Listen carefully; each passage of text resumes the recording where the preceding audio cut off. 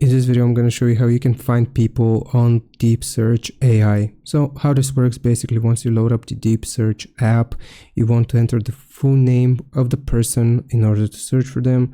I'm just going to do Michael Jordan here as an example, and you want to press on the black button here to the side, which is going to begin searching for that person and finding them. You can read some reviews here at the bottom while we wait. This process may take a little bit of time depending on the person.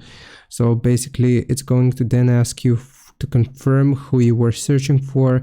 Here you can see Michael Jordan at the top, basketball professional player, and also you have the option of choosing them, clicking on continue, or if the person is not found, you will click on person not found, and let's just type the name here. So you will click on name, John Doe, and where are they from?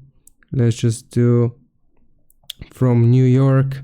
Here, location, New York, and keyword tags. You will type something like magician or whatever they may do, and you will search with details, and this is going to go further into the app and search for that specific person. So I'm just gonna pause, and afterwards it's going to come up with the result. Here you can read more information about the person if it managed to find it, and here you can ask the AI for follow-up.